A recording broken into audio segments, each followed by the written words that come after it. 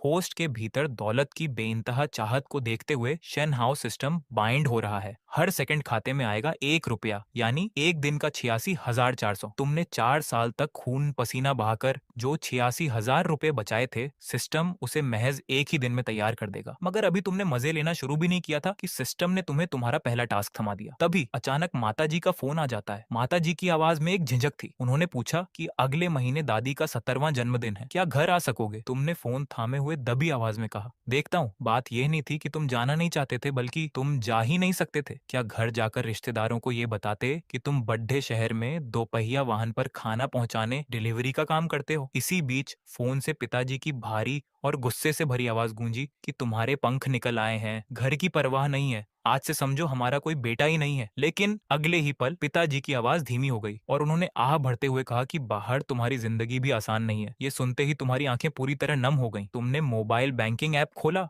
और उसमें बचे उस मामूली से 86,000 के बैलेंस को देखा, जो तुम्हारी 4 साल की जमा पूंजी थी। इस शहर में मकान की कीमत 60,000 प्रति वर्ग फीट है। तुम्हारी इस रकम से आधा वर्ग फीट भी नसीब नहीं होता। टिंग! दिमाग में अचानक बिना किसी भावना वाली एक मशीनी आवाज गूंज उठी। दौलत के लिए तुम्हारी कभी न खत्म होने वाली भूख को भांपते हुए शेनहाउ रिच सिस्टम पूरी तरह बाइंड हो चुका है। तुम झटके से बिस्तर से उठ बैठे और खुद को एक जोरदार तमाचा झटका दिया। उस तेज दर्द ने एहसास कराया कि ये कोई सपना नहीं है। तुमने आंखें बंद करके मन में स्क्रीन को याद किया तो पता चला कि शुरुआती कमाई 1 सेकंड में 1 रुपया है। इसका मतलब हुआ कि तुम 1 मिनट में 60 और एक दिन में 86,000 कमाओगे। 4 साल की तुम्हारी कमाई अब ये सिस्टम सिर्फ एक दिन में ला कर देगा। इसके तुरंत बाद स्क्रीन पर मैसेज आया, 10 लाख खर्च करते ही लेवल 12 जाएगा। साथ ही एक शुरुआती टास्क भी मिला, दोपहर 5 बजे से पहले नौकरी से इस्तीफे का फॉर्म भरना होगा। इनाम में एक बम्पर गिफ्ट बॉक्स मिलेगा। वैसे भी तुम इस काम से पूरी तरह ऊब चुके थे। अगले दिन सुबह 10:30 फोन पर स्टेशन मास्टर हाई स्ट्रॉन्ग उच्च क्षमता वाले बॉस की बतख जैसी तीखी आवाज गूंजी, जो तुम्हें तुरंत काम पर आने के लिए चीख रहा था। तुम्हारी पुरानी आदत के मुताबिक तुम माफी मांगने ही वाले थे, पर अगले ही पल खुद को रोक लिया। जब नौकरी छोड़नी ही है तो फिर किस बात की जल्दी? तुमने फौरन सिस्टम की स्क्रीन देखी।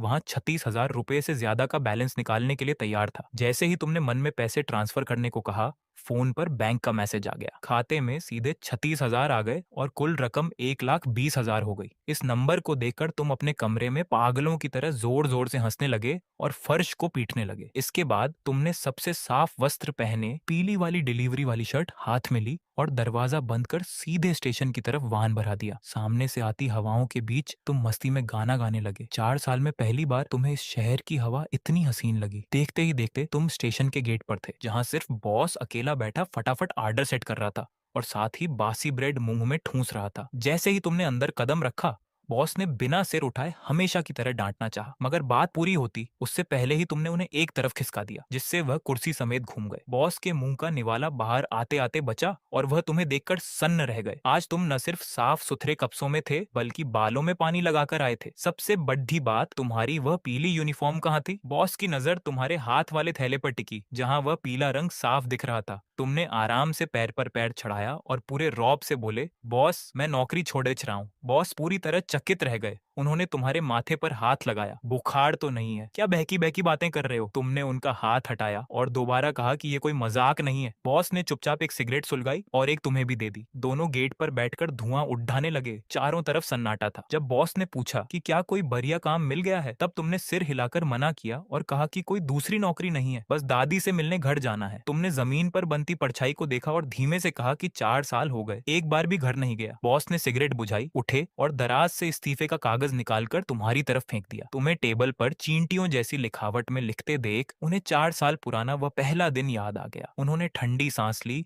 और कागज खींचते हुए कहा, अकाउंट सेक्शन में कह दिया है, सैलरी शाम तक आ जाएगी। तुम सीधे खड़े हुए और उन्हें सम्मान से झुककर प्रणाम किया। बॉस, इन बीते सालों के लिए बहुत बहुत धन्यवाद। बॉस इस व्यवहार से असहज हो गए। उन्होंने कंधा थपथपाते हुए कहा कि शादी में जरूर बुलाना। तुम हंसे और बोले कि मोटा शगुन तैयार रखना। फिर शाम की विदाई पार्टी तय करके तुम अपने पुराने दोपहिया वाहन पर निकल गए। तभी अचानक पीछे से बॉस ने आवाज दी। इस काम में कोई शर्म नहीं थी। वह गेट पर खड़े थे और चेहरा ठीक से नहीं दिख रहा था। आगे जो भी करो, इस रास्ते पर झेली हुई मुश्किलों को मत भूलना। तुम कुछ पल रुके, फिर मजबूती से सिर हिलाकर वाहन को ट्रैफिक में आगे बढ़ा दिया। इसी बीच दिमाग में सिस्टम की आवाज सही समय पर गूंजी। पहला टास्क पूरा हुआ, इनाम शानदार गिफ्ट बॉक्स। तुम अपनी अपनी खुशी को काबू में करते हुए कमरे पर पहुंचे, दरवाजा खिड़की अच्छे से बंद की और मन में बॉक्स खोलने को कहा। अगले ही पल सिस्टम की बात सुनकर तुम्हारे होश उड़ गए। टिंग, बधाई हो, आपको मिला है एक आलीशान इंटरनेशनल सिटी वाला 720 स्क्वायर मीटर का डुप्लेक्स अपार्टमेंट। टिंग, बधाई हो, आपको मिली है एक चमचमाती मर्सिडीज G63 कार। वह इस शहर के सबसे महंगे इलाके की सबसे खास इमारत थी, जिसकी कीमत 30 लाख प्रति वर्ग मीटर से ज्यादा थी, यानी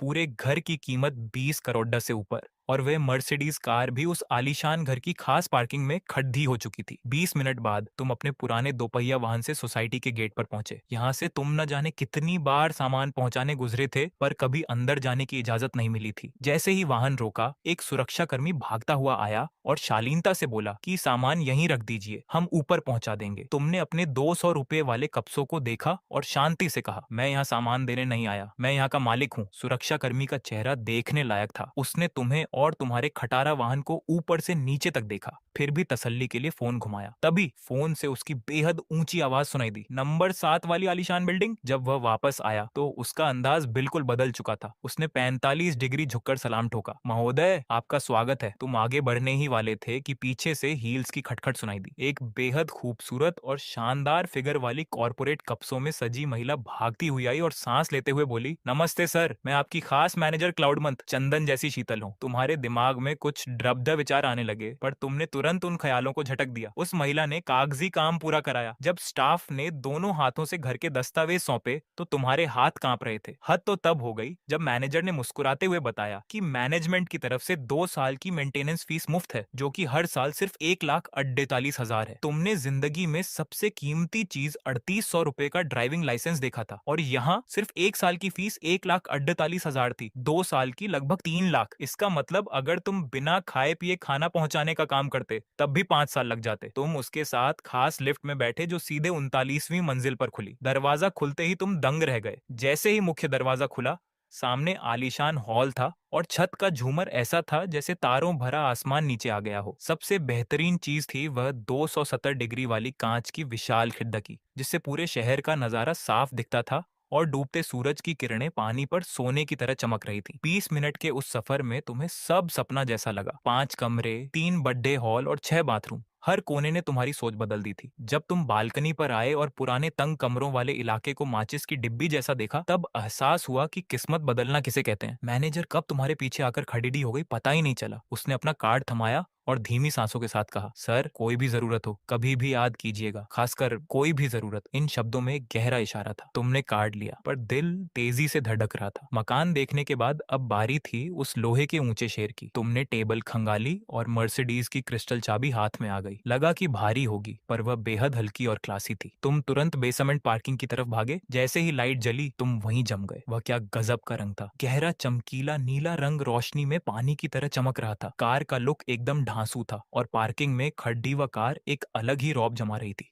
अरे बाप रे, तुम्हारे मुंह से अनायास ही निकला। कार के चारों तरफ चक्कर काटे, उस खास लोगों की ढेरों तस्वीरें ली, पर स्टेटस लगाने के लालच को काबू में रखा। कार के भीतर सफेद चमद्दे की सीट पर बैठते ही जो महंगी खुशबू आई, उसने 4 साल के सारे जख्म भर दिए। तुमने स्टार्ट बटन को जोर से दबाया। गुर्रर, कार के इंजन की गूंज से पूरी पार्किंग कांप उठी। तुम्हारे रोंगटे खड्डे हो गए। यह करोड़ों की कार थी। तुमने कसकर स्टीयरिंग थामा और बेहद कछुआ रफ्तार से कार को पार्किंग से बाहर निकाला। मोड़ पर तो कार खंभे से टकराने ही वाली थी कि तुमने जोर से ब्रेक मारा। दिल हलक में आ गया था। जब तुम उस मर्सिडीज को लेकर गेट से बाहर आए तो वही सुरक्षाकर्मी भौचक्का रह गया। उसने नीली कार को जाते देखा और हैरान रह गया। उसने वॉकी टॉकी पर कहा, वही दोपहिया वाहन वाला भाई अभी इस आलीशान कार में निकला है। दूसरी तरफ सन्नाटा छा गया। 4 सेकंड तक कोई कुछ नहीं बोला। उधर ढाबे पर पुराने साथी भूख से बेहाल थे। एक मोटे दोस्त ने पेट सहलाते हुए कहा, वह अभी तक आया क्यों नहीं? भूख से मेरा पेट पिचक गया है। बॉस फोन लगाने ही वाले थे कि कहीं कोई हादसा न हो गया हो। तभी तुमने अंदर कदम रखा। भाइयों, माफी चाहता हूँ, कमरा साफ करते करते आंख लग गई थी। तुम बैठ गए। उन पुराने साथियों को देखकर मोटा दोस्त चिल्लाया, साले, आखिर आ ही गया। बाकी साथियों ने भी सम्मान से तुम्हें भाई कहा। तुम टेबल पर सजे खाने को देख रहे थे और सोच रहे थे कि इन्हें सच कैसे बताया जाए। जो बंदा कभी 5 रुपए से महंगा नाश्ता नहीं करता था, उसने आज ढाबे पर 2000 का खाना ऑर्डर किया था। मोटा दोस्त बटर प्रॉन और शाही सूप देखकर चौंक गया और पूछने लगा कि क्या आगे पैसे नहीं बचाने? तुमने शांत रहकर बॉस की थाली में बड्ढा पीस रखा और कहा कि विदाई का खाना बढ़िया होना चाहिए। बॉस ने कश खींचा और पूछा कि क्या कल सुबह ही गांव निकल रहे हो? तुमने सिगरेट सुलगाते हुए धुआं छोड़ा और कहा कि अभी इस शहर में कुछ दिन रुकना है। इतने साल यहाँ गधे की तरह खटने के बाद भी कभी सुकून से शहर को नहीं देखा था। भले ही सिस्टम हर सेकंड पैसे दे रहा था, पर दादी का जन्मदिन तुम्हें याद था। बॉस ने उदास होकर कहा कि पता नहीं अब कब मिलना होगा। तुमने उनकी थकी हुई सूरत देखी और मन ही मन मुस्कुराए कि अगली बार जब ये मिलेंगे तो इनका क्या हाल होगा। तभी दोस्तों ने शहर के कुछ सस्ते ठिकानों पर मौज मस्ती की बात छेद दी और तुम्हें भी साथ चलने को कहा। तुमने हंसकर मना कर दिया क्योंकि अब वह सस्ती चीजें तुम्हारी हैसियत से मेल नहीं खाती थी। जाते जाते तुमने बिना हिचकिचाहट पूरा बिल चुकाया। तुमने बॉस से कहा कि कोई भी आफत हो तो भाई को याद करना। बॉस को लगा कि तुम रस्मी बात कह रहे हो। वह मुस्कुराए और अपने पुराने टू व्हीलर की तरफ बढ़ गए, मगर जैसे ही वह टू व्हीलर के पास पहुंचे उनके पैर थम गए। दो खटारा वैन के बीच में एक नीले रंग की गजब की कार खड़ी थी। उसकी महंगी चमक रात के अंधेरे में बाकी गाड़ियों को कबाड़ा साबित कर रही थी। बॉस की नजरें उस मर्सिडीज पर जम गईं और वह उसके चक्कर काटने लगे। तभी अचानक उनकी नजर सामने के शीशे पर पड़ थी, जहां एक बेहद जानी पहचानी पर्ची पास रखी थी। तुम अभी दोस्तों से अलग हुए ही थे कि बॉस के सामने एक ऐसा नजारा आया जिसने उनके होश उड़ा दिए। वह उस महंगी कार के साथ सेल्फी लेकर सोशल मीडिया पर टशन दिखाने वाले थे कि तभी उन्होंने तुम्हें कार की तरफ आते देखा। तुम कोई और नहीं बल्कि उनके सामने थे। तुमने जेब से चाबी दबाई, कार की लाइटें चमकी और इंजन की भारी आवाज ने बॉस के दिल पर चोट की। तुम कार लेकर उनके खटारा टू व्हीलर के पास से गुजरे बिना उनकी तरफ देखे। बॉस का दिमाग सुन्न हो गया, फोन हाथ से छूटने लगा। उन्होंने खुद को तमाचा मारा कि कहीं ये सपना तो नहीं। जब कार दूर निकल गई तब उन्होंने कांपते हाथों से सिगरेट सुलगाई। तुम्हारी वह बात की कोई आफत हो तो फोन करना उनके दिमाग में गूंजने लगी। वह कोई रस्म नहीं बल्कि एक अमीर बंदे का सहारा था। बॉस सब समझ गए। ये स्कूल खत्म करके मजदूरी करना, पैसे बचाना, सब अमीर बाप के बेटे का एक नाटक था। अब घर से बुलावा आया तो करोड़ों की संपत्ति संभालने लौट गया। वह मुस्कुराए और आंखों में आंसू आ गए। उन्होंने फोन निकाला, तुम्हारा पुराना नाम बदला और सम्मान से नया नाम लिखा, डायरेक्टर साहब। अगले दिन सुबह तुम अपने नए महल जैसे घर में भूख से परेशान थे। ऊपर से मैनेजर की वह बात दिमाग में घूम रही थी, मगर तुम कभी किसी लड़डचकी के करीब नहीं रहे थे, इसलिए दूर ही रहे। खैर, तुम खाना खाने बाहर निकले। जैसे ही कप्सों वाली अलमारी खोली तुम्हें हंसी आ गई। उस विशाल अलमारी में सिर्फ 30-30 रुपए वाले सस्ते कप से टंगे थे। इस आलीशान घर में यह नजारा एकदम अजीब था। तुमने एक पुराना स्वेटर पहना, सिस्टम से 90,000 निकाले और खाते में 2 लाख हो गए। तुम मॉल के बड़े शोरूम में घुसे जहां 6 सेल्स गर्ल ने तुम्हें देखा और तुरंत नजरें फेर ली। दुकान की मैनेजर ने तो भाव भी नहीं दिया और नई इंटर्न लड्डकी से कहा, तुम जाओ इस पर हाथ साफ करो, सीखो। तुमने उस सहमी हुई लड्डकी को देखा जिसका कार्ड भी उल्टा लगा था। तुमने बिना समय गंवाए उंगली से इशारा किया, ये और वह वाली शर्ट, साथ ही 2 जीन्स और 2 जोड़ी जूते, ऐसे 6 सेट पैक कर दो, मैं ट्राई करूंगा। 6 सेट? वह लड्डकी हकी बक्की रह गई पर फटाफट साइज नापने लगी। 3 मिनट बाद जब तुम बाहर आए तो शीशे में खुद को पहचान नहीं पाए। कहाँ वह पुराना हुलिया और कहाँ अब एकदम अमीर बिजनेसमैन वाला लुक। वह लड़की तुम्हें देखती रह गई और बोली कि बहुत अच्छे लग रहे हो। तुम संतुष्ट थे। उसे लगा कि तुम कब से छोड़ दोगे, पर तुमने कहा ठीक है, बाकी ट्राई नहीं करने। उसका चेहरा उतर गया और वह कब से समेटने लगी। तभी तुमने कहा, ये सारे पैक कर दो और जो पहना है उसे ऐसे ही रहने दो, सब ले रहा हूँ। लड़की की चीख निकल गई। बाकी स्टाफ के चेहरे का रंग उडेज गया। जब मशीन पर 1,21,400 का बिल आया तो दुकान की मैनेजर का चेहरा पीला पड़ गया। उसे समझ आ गया कि उसने एक अमीर इंसान को भिखारी समझ लिया था। तुमने पेमेंट की, उस लडेस्की ने कब से घर पहुंचाने की बात कही, तुमने पता लिख कर दिया और चल दिए। तुम्हारे जाते ही शोरूम में हंगामा मच गया। ताना मारने वाली सेल्स गर्ल ने पूछा, आजकल के अमीर इतने सादे कप्सों में घूमते हैं क्या? उस नई लडेस्की ने पते की पर्ची संभाली और धीरे से बोली, यह सादे कप्सों वाला सुंदर छोरा शहर की सबसे महंगी इंटरनेशनल सोसाइटी का मालिक है। यह सुनते ही दूसरी सेल्स गर्ल के हाथ से कप से गिर गए और मैनेजर का चाय का कप छलक गया। तुमने अभी अभी 1,20,000 रुपए फूंक कर नए कड़क ब्रांडेड कपड़े खरीदे थे। भाई, एक जोड़ी कपड़े की कीमत तुम्हारे पुराने 2 महीने के राशन पानी के बराबर थी। लेकिन इतने महंगे कपड़े पहनकर तुम किसी 5 स्टार या मिशेलिन स्टार वाले रेस्टोरेंट नहीं गए, बल्कि सीधे घुस गए मॉल के कोने में बनी उस चकाचक चाइनीज स्लैश शिनजियांग वाली चुआनचाई सिचुआन होटल में, जहाँ के मेन्यू कार्ड पर भी तेल के धब्बे चमक रहे थे। तुमने जाते ही सीधे आर्डर पेला, 1 प्लेट मसालेदार भुना हुआ मीट हुई गुओरू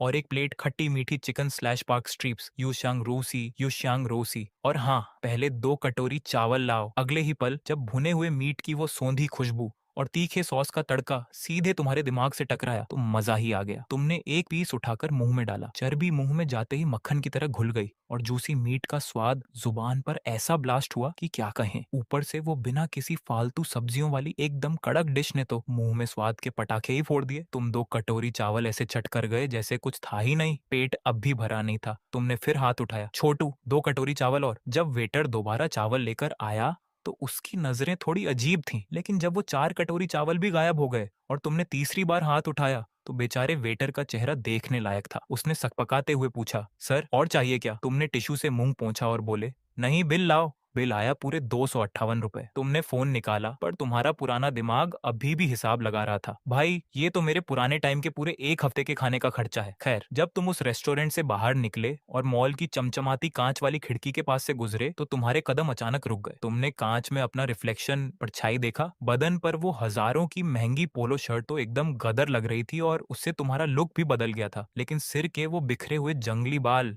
ऐसा लग रहा था जैसे किसी फरारी कार पर ट्रैक्टर का इंजन ठोक दिया हो। तुमने हाथ से 2-3 बार बाल सेट करने की कोशिश की पर वो जंगली बाल कहाँ मानने वाले थे। तुमने तुरंत फोन निकाला और सीधे उसी मॉल गुओमेई सेंटर की तीसरी मंजिल पर मौजूद 4.9 रेटिंग वाले एकदम वीआईपी हेयर सैलून को लॉक किया। जैसे ही तुमने सैलून के अंदर कदम रखा, मस्त लकड़ी वाली भीनी भीनी खुशबू वुडी फ्रेग्रेंस ने तुम्हारा स्वागत किया। ब्लैक यूनिफॉर्म पहने वेलकम करने वाली लड़की तुरंत आगे आई। हेलो सर, हेयर स्टाइलिंग करवानी है या हेयर वॉश और मसाज? तुमने एकदम रईसों वाले टोन में कहा, हेयर स्टाइलिंग। लड़की ने तुरंत अपने रेट कार्ड का ढिंढोरा पीटना शुरू किया। सर, हमारे पास 588 रुपए वाले सीनियर हैं, 888 रुपए वाले एडवांस हैं, 1288 रुपए वाले डायरेक्टर हैं और 1888 रुपए वाले हमारे चीफ टोनी टोनी सर हैं। फिर से वही टोनी। तुम्हें मन ही मन हंसी आ गई। तुमने सीधे पूछा, भाई फर्क क्या है इनमें? लड़की ने आवाज थोड़ी धीरे की और सीक्रेट बताने वाले अंदाज में बोली, सर, जो 1888 रुपए वाले चीफ है ना, वो पहले हांगकांग में बड़े बड़े स्टार्स के बाल काटते थे। लोग स्पेशल फ्लाइट पकड़कर उनसे बाल कटवाने आते हैं। तुमने बस 2 सेकंड सोचा, अब जब इतनी दूर आ ही गए हैं तो बेस्ट ही ट्राई करते हैं। तुमने कहा, चलो 1888 रुपए वाले चीफ को ही बुलाओ। इसके बाद तुम्हें हेयर वॉश एरिया में ले जाया गया। तुम उस आलीशान काली चेयर पर लेटे ही थे और तुम्हारा सिर अभी सिंक से टच ही हुआ था कि 2 एकदम सॉफ्ट सॉफ्ट हाथ तुम्हारे कंधों पर आ टिके। सर, थोड़ा रिलैक्स हो जाइए, पहले आपका थोड़ा शोल्डर मसाज, कंधे और गर्दन की मालिश कर देती हूँ। एक बेहद मीठी और रसीली आवाज आई। तुमने थोड़ा तिरछी नजरों से देखा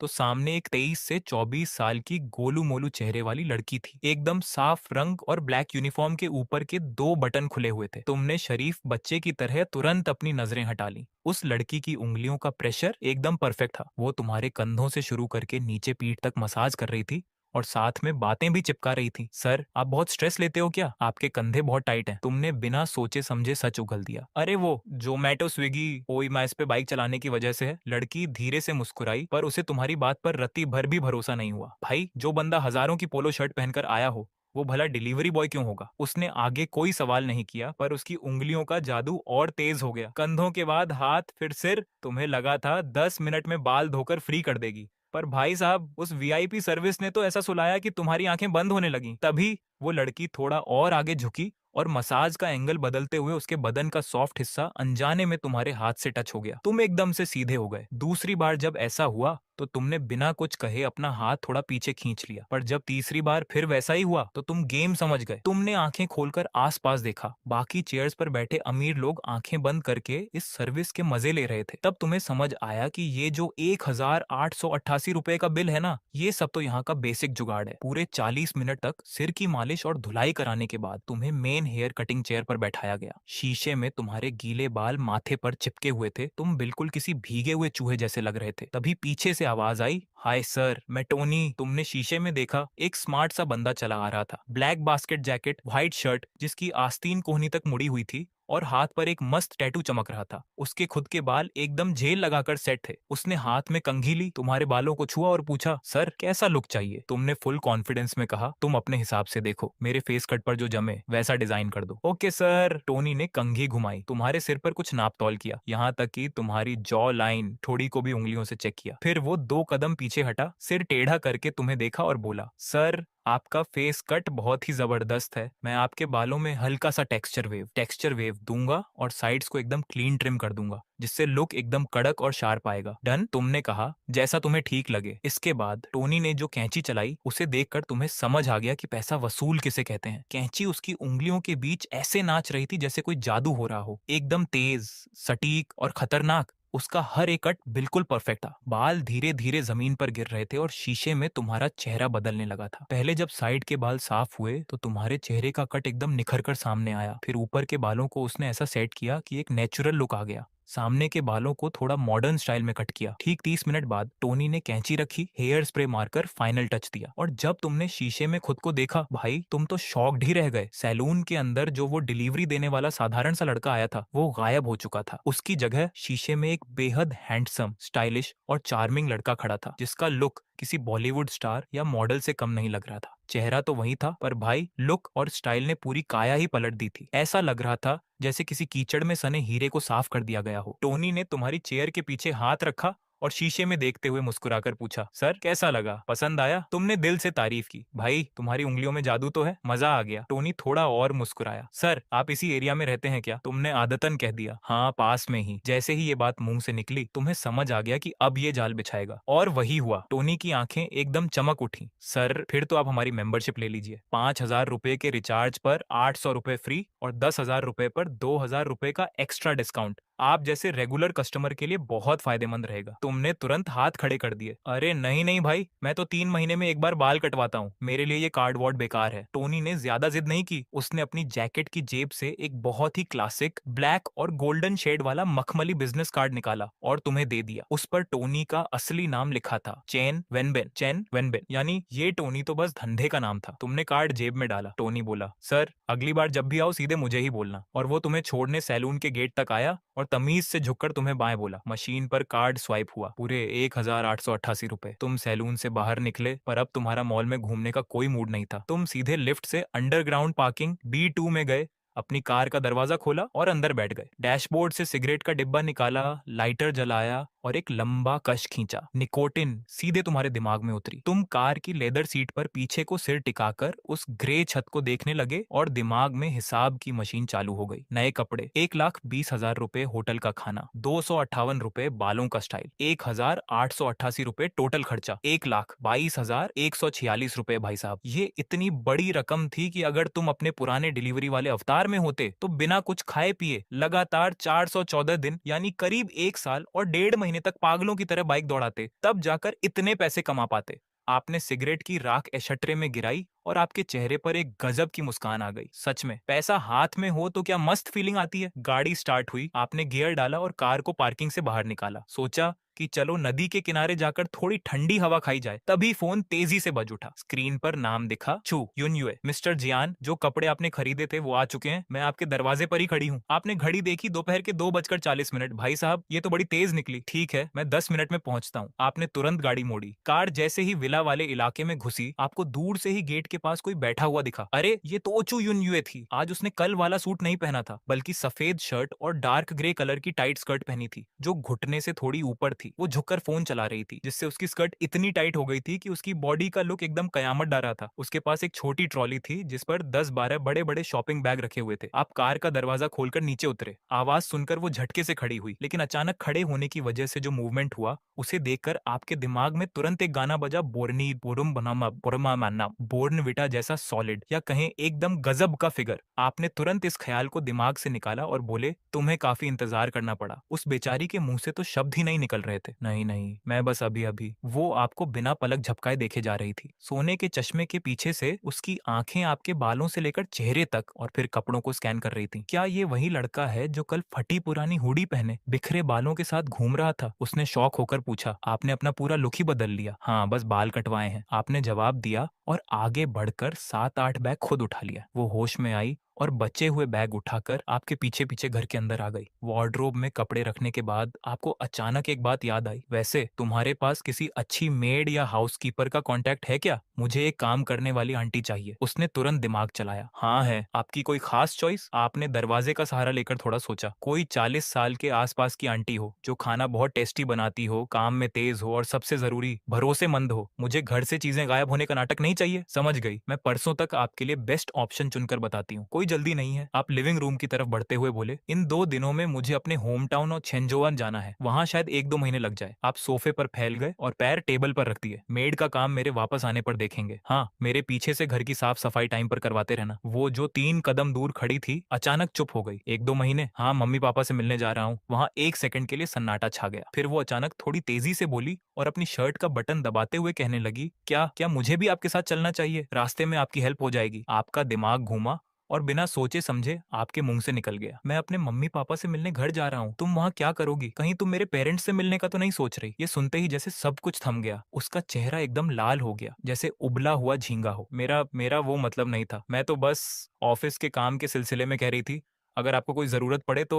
वो हड़बड़ाहट में ठीक से बोल भी नहीं पा रही थी। आपको एहसास हुआ कि आपने कुछ ज्यादा ही बड़ा मजाक कर दिया। आपने अपना सिर खुजलाया और नजरें चुराते हुए कहा, अरे मजाक कर रहा था, तुम अब अपना काम देखो, कुछ होगा तो फोन करूंगा। ठीक ठीक है मिस्टर जियान। उसने थोड़ा झुककर नमस्ते किया और मुड़ी, लेकिन 2 कदम चलते ही उसकी स्पीड बढ़ गई। संगमरमर के फर्श पर उसकी सैंडल की आवाज तेजी से गूंजी और वो वहां से बिल्कुल रफू चक्कर हो गई। G34 हाईवे पर कार बीजिंग शंघाई से लिंजियांग स्टेट की तरफ बढ़ रही थी। एक शानदार ब्लू कलर की मर्सिडीज बेंज जी वैगन 120 की स्पीड पर आराम से भाग रही थी। कार के म्यूजिक सिस्टम पर पुराना गाना बज रहा था। आपका बायां हाथ स्टीयरिंग व्हील पर था और दायां हाथ गाने की बीट पर थपकियां दे रहा था। गाना था नमन है इस मिट्टी को। आपने भी जोश में आकर एक तान खींची, भले ही वो बेसुर हो गई। सच तो ये है कि निकलने से पहले आप सोच रहे थे कि फ्लाइट से तो 2 घंटे में पहुंच जाते, कार से तो 1300 किलोमीटर से ज्यादा का सफर है, पूरे 16-17 घंटे लगेंगे और बैठ बैठकर हालत खराब हो जाएगी। पर आपने फिर भी कार चुनी और उसकी असली वजह थी ये चमचमाती कार। इस कार को लेकर जब आप अपने कस्बे में घुसेंगे तो सोचकर ही रोंगटे खड़े हो रहे थे। पूरे इलाके के कुत्ते पीछे लग जाएंगे और रिश्तेदारों के मुंह तो खुले के खुले रह जाएंगे। पर फिर आपने सोचा कि भाई, जब सिस्टम हर सेकंड 1 रुपया दे रहा है, दिन का 86,400 और महीने का 25 लाख से ज्यादा आ रहा है, तो ये पैसा तो बढ़ता ही जाएगा। आज छुपाओगे तो कल कैसे छुपाओगे? घर की हालत तो बदलने ही वाली है। छुपाने से अच्छा है कि पहले दिन ही सबको सच बता दो, बाद का झंझट ही खत्म। अगर अमीर होकर अपने वतन जाकर टशन नहीं दिखाया तो फिर क्या अमीर हुए? इतिहास में भी लिखा है कि शान दिखाने में क्या बुराई है। आपने म्यूजिक की आवाज और तेज की और फिर से गाने लगे, लेकिन मन में एक डर भी था। सोशल मीडिया पर रील देख देख कर पता तो था ही कि जब कोई अमीर होता है तो कैसे कैसे रिश्तेदार पैसे मांगने आ जाते हैं। किसी को घर बनाना है, किसी को बच्चे की फीस भरनी है, किसी की बीवी बीमार है। सबके पास इमोशनल कहानियां होती हैं। हालांकि आपके अपने चाचा ताऊ तो सीधे साधे हैं। बड़े ताऊ खेती करते हैं, छोटे चाचा की दुकान है और बुआ लोग दूर रहती हैं जो बस त्योहारों पर फोन करती हैं। पर कौन जानता है, पैसे के सामने अच्छे अच्छों की नीयत बदल जाती है। आपने कार का शीशा नीचे किया, ठंडी हवा अंदर आई और दिमाग का सारा कचरा साफ हो गया। ज्यादा क्या सोचना, जो होगा देखा जाएगा। 17 घंटे के लंबे सफर के बाद रात के 3:07 पर आप आखिरकार होम टाउन के टोल टैक्स से बाहर निकले। कमर टूट चुकी थी, गर्दन अकड़ गई थी और एक्सीलेटर पर पैर रखते रखते थकान चरम पर थी। रास्ते में आप 3 बार रुके, 1 बार फ्यूल भरवाया, 2 कप नूडल्स खाए, 4 बार वॉशरूम गए और काफी सिगरेट भी फूंकी। लेकिन जैसे ही सामने अपने शहर का बोर्ड देखा, सारी थकान गायब हो गई। जैसे ही कार मेन रोड पर मुड़ी, आपकी आंखें फटी की फटी रह गईं। क्या ये वही शहर है? रास्ते के दोनों तरफ ऊंची ऊंची इमारतें, एकदम चकाचक नई सड़कें, रंग बिरंगी लाइटें और हर कुछ दूरी पर रेड लाइट। आपको अच्छे से याद था कि जब आप 4 साल पहले यहाँ से गए थे तब सबसे ऊंची बिल्डिंग सिर्फ 6 मंजिल की थी और चारों तरफ कच्चे मकान और कीचड़ हुआ करता था। सिर्फ 4 साल में इतना बदलाव। आपने शीशा नीचे करके फिर देखा, नहीं, ये कोई सपना नहीं था। शहर सच में बदल चुका था। सामने एक बड़े होटल का चमकता हुआ बोर्ड दिखा। आपने तुरंत स्टीयरिंग घुमाया और कार को पार्किंग में लगा दिया। रात के 3 बजे घर जाकर पेरेंट्स की नींद खराब करने का कोई फायदा नहीं था। सोचा कि पहले यहीं सो जाते हैं। होटल का लॉबी एरिया एकदम सुनसान था। चलने पर भी आवाज गूंज रही थी। रिसेप्शन पर एक यंग लड़की बैठी थी जो नीचे मुंह की फोन चलाने में बिजी थी और मुस्कुरा रही थी। पक्का कोई रील्स या वीडियो देख रही होगी। आप काउंटर के पास पहुंचे, थोड़ा झुके और बोले, हेलो। लड़की एकदम से उछल पड़ी। फोन पटाख से टेबल पर गिरा। वीडियो अभी भी चल रहा था जिसमें कोई लड्डिच का गाना गा रहा था, पर वह लड्डकी अपना दिल थाम उठकर कांपती आवाज में बोली, तुम अंदर कब आए? आपने थोड़े शर्माते हुए अपना सिर खुजलाया। सामने के मेन गेट से ही आया हूँ, तुम्हें डरा दिया क्या? लड़की ने खुद को संभालने के लिए कुछ सेकंड का टाइम लिया, फिर फोन को टेबल पर उल्टा रख दिया। अपनी प्रोफेशनल वाली टोन में वापस आने की कोशिश करते हुए बोली, सर नमस्ते, क्या आपको रूम चाहिए? यह पूछते ही उसका अपना चेहरा शर्म से लाल हो गया। आपको उसकी बात सही करने का कोई शौक नहीं था। आपने सीधे अपना आईडी कार्ड निकाला और टैग से काउंटर पर रख दिया। फोन में पेमेंट का बारकोड ओपन किया। सबसे बेस्ट वाला स्वीट कितने का है? लग्जरी बिजनेस स्वीट है सर, 2001 रात का, जिसमें सुबह दोपहर और रात का बुफे खाना फ्री है। ठीक है, एक बुक कर दो। बारकोड स्कैन हुआ, 2000 ट्रांसफर। पैसा तुरंत खाते में पहुंच गया। लड़की ने फटाफट आईडी कार्ड स्कैन किया और एक रूम कार्ड आपकी तरफ बढ़ा दिया। रूम नंबर 1502, 15वीं मंजिल पर, लिफ्ट से लेफ्ट होकर बिल्कुल लास्ट में। आपने तुरंत कार्ड हाथ में लिया। बस मुझे दे दो, इस समय मुझे सिर्फ सोने की पड़ी ही है। पर 2 कदम आगे बढ़ने के बाद आप अचानक पीछे घूमे। वैसे एक बात सुनती जाओ। लड़की एक बार फिर चौंक गई। आप बड़े कूल अंदाज में बोले, रात की शिफ्ट में काम करना काफी थका देने वाला होता है, पर वीडियो देखने में इतना भी मत खो जाओ कि अगली बार मेरी जगह कोई चोर अंदर आ जाए और तुम्हें पता भी न चले। इतना बोलकर आप लिफ्ट के अंदर चले गए, उसे वहीं हैरान परेशान छोड़कर। जैसे ही आपने 1502 का गेट खोला, आपका रूम की खूबसूरती देखने का कोई मूड नहीं था। जूते फेंके, कपड़े भी चेंज नहीं किए और सीधे बेड पर मुंह के बल गिर गए। बस 3 सेकंड के अंदर आपकी खर्राटों की आवाज गूंजने लगी। जब दोबारा आंख खुली तो खिड़की के पर्दे के बीच से धूप अंदर आ रही थी। फोन उठाकर देखा तो दोपहर के 1:03 हो रहे थे। आप पूरे 10 घंटे की तगड्डी नींद ले चुके थे। आपने उठकर मुंह हाथ धोया। कल जो नए कपड़े खरीदे थे वो पहने, पैरों में लोफर्स डाले, शीशे में खुद को देखा तो लुक काफी सही लग रहा था। बस आंखों के नीचे थोड़े डार्क सर्कल्स थे। पेट में चूहे कूद रहे थे, इसीलिए आप तुरंत नीचे भागे। पर जैसे ही लिफ्ट का गेट खुला और आप 2 कदम आगे बढ़े, पीछे से एक आवाज आई, जैन फान। आपके कदम वहीं रुक गए। आपने झटके से पीछे देखा। होटल की यूनिफॉर्म पहने एक हटा कटा लड्डे का आपकी तरफ तेजी से आ रहा था। उम्र यही कोई 25 साल के आसपास। कंधे आपसे भी चौड़े थे, गोल चेहरा और हंसने पर आंखें बिल्कुल छोटी हो जाती थी। आप भौहें सिकोड़ कर उसे देर तक देखते रहे। दिमाग में कुछ याद नहीं आया, बिल्कुल ब्लैंक। पर वे आपका नाम जानता था। उस लड़के ने आपकी उलझन को भांप लिया और अपने सीने पर हाथ रखकर बोला, याद आया, यूएजी श्याओ, 11th 12th में तुम्हारे ठीक पीछे बैठता था। ये सुनते ही आपके दिमाग की बत्ती जली। यूएजी श्याओ। आपकी यादों में जो यूएजी श्याओ था वो तो बिल्कुल सूखी लकड़ी जैसा था। 800 मीटर की रेस में उसकी हालत खराब हो जाती थी और सब उसे हड्डी कहकर चिढ़ाते थे। पर सामने जो बंदा खद्दा था, उसका वजन कम से कम 85 किलो होगा। गर्दन इतनी मोटी जैसे किसी की जांग हो। यूनिफॉर्म की स्लीव्स उसकी बॉडी में फंस रही थी। आपने उसकी तरफ उंगली उठाई। आपको यकीन नहीं हो रहा था, तुम वही हड्डी हो? अरे यार, उस पुराने नाम को अब मत लो, यूएजी श्याओ ने हंसते हुए और हाथ मलते हुए कहा। पहले घर की हालत खराब थी, खाने को ढंग से नहीं मिलता था तो पतला ही रहूंगा ना। बाद में एक बड़े रेस्टोरेंट में हेल्पर का काम सीख लिया। रोज किचन का बचा खुचा खाना दबाकर खाता था। 2 साल में पूरा 20 किलो वजन बढ़ा लिया। आपको पूरी कहानी समझ आ गई। आपने हाथ बढ़ाकर उसके सीने पर एक पंच मारा, पर उसका सीना तो पत्थर की दीवार जैसा मजबूत था। उलटा आपकी उंगलियां ही सुन्न हो गईं। आपकी नजर उसके सीने पर लगे नेम टैग पर गई, जिस पर साफ साफ लिखा था, लॉबी मैनेजर यूएजी श्याओ। वाह भाई, तुम तो सीधे मैनेजर बन गए। अरे कहाँ यार, बस नाम का मैनेजर हूँ, सब काम खुद ही संभालना पड़ता है। यूएजी श्याओ ने हाथ हिलाया, पर उसके चेहरे की खुशी और गर्व साफ दिख रहा था। कोई भी गड्ढा बदक हो तो सबसे पहले डांट खाने के लिए मुझे ही आगे खड्डा किया जाता है। आप हंस पड़े। उसने तुरंत अगला सवाल दागा, वैसे तुम वापस कब आए? इतने सालों से तुम्हारा कोई अता पता नहीं था। स्कूल के ग्रुप में सब तुम्हें टैग करते थक गए, पर तुमने कभी रिप्लाई नहीं किया। रात को 3 बजे आया था, तब से बस सो ही रहा था। आपकी बात खत्म होते ही आपके पेट से एक जोरदार आवाज आई। आवाज इतनी तेज थी कि दोनों को साफ सुनाई दे गई। यूएजी श्याओ ने तुरंत अपने सिर पर हाथ मारा। अरे यार, मैं भी क्या हूँ, अभी कहूँ तुम्हारा चेहरा इतना उतरा हुआ क्यों लग रहा है? चलो चलो, सीधे बुफे काउंटर की तरफ चलो, कुछ खाते हैं। मुझे हर महीने स्टाफ की तरफ से 3 फ्री खाने के कूपन मिलते हैं। आज का खाना मेरी तरफ से। ये कहते ही उसने आपका हाथ पकड़ा और रेस्टोरेंट की तरफ खींचने लगा। आपने मना नहीं किया, इसीलिए नहीं कि आपके पास खाने के पैसे नहीं थे, बल्कि इसलिए क्योंकि उसके खींचने का तरीका बिल्कुल वैसा ही था जैसे स्कूल के दिनों में वो कैंटीन के आखिरी समोसे के लिए हाथ खींचता था। आपको अंदर से फील हुआ कि 4 साल बाद भी कुछ चीजें बिल्कुल नहीं बदली। बूफे एरिया में ज्यादा भीड़ नहीं थी। आपने प्लेट में 2 चिकन लेग पीस, थोड़ी ग्रेवी वाली डिश, हरी सब्जी और चावल ले लिए। खिड़की के पास वाली सीट देखकर आप बैठ गए। यूएजी श्याओ अपने हाथ में कॉफी का कप लिए आपके सामने बैठ गया। वह खुद कुछ नहीं खा रहा था, बस आपको मजे से खाते हुए देख रहा था। हाँ तो बताओ, वहाँ बर्थडे शहर में लाइफ कैसी चल रही है? आपके मुंह में चिकन का पीस था, इसीलिए आपने चबाते हुए शॉर्ट में निपटाया। बस भाई कट रही है जैसे तैसे। झूठ मत बोलो। यूएजी श्याओ ने आपको ऊपर से नीचे तक स्कैन किया। तुम्हारे ये ब्रांडेड कपड़े और जूते देखकर तो कहीं से नहीं लगता कि तुम्हारी लाइफ बस कट रही है। आपने चिकन की हड्डी को प्लेट के एक कोने में रखा और तुरंत टॉपिक चेंज कर दिया। अपनी सुनाओ भाई। हड्डी से सीधे लॉबी मैनेजर बनने के बीच की जो कहानी मिस हुई है, उसकी पूरी डिटेल दो मुझे। यूएजी श्याओ पूरे जोश में आ गया। स्कूल खत्म होने के बाद कॉलेज में एडमिशन तो हुआ नहीं, बिल्कुल तुम्हारी तरह। उसने हाथ मलते हुए आगे बताया। 2 महीने तक घर पर खाली बैठा रहा, मम्मी से रोज सुबह शाम गालियां सुनता था। फिर हार मानकर एक नामी होटल में काम सीखने चला गया। महीने के 600 रुपए मिलते थे और रहना खाना फ्री था। आपको वो जगह अच्छे से याद थी जिसके गेट पर 2 बड्ढे पत्थर के शेर बने हुए थे? हाँ हाँ, वही जगह। उसने बात जारी रखी। वहां 2 साल तक डटा रहा,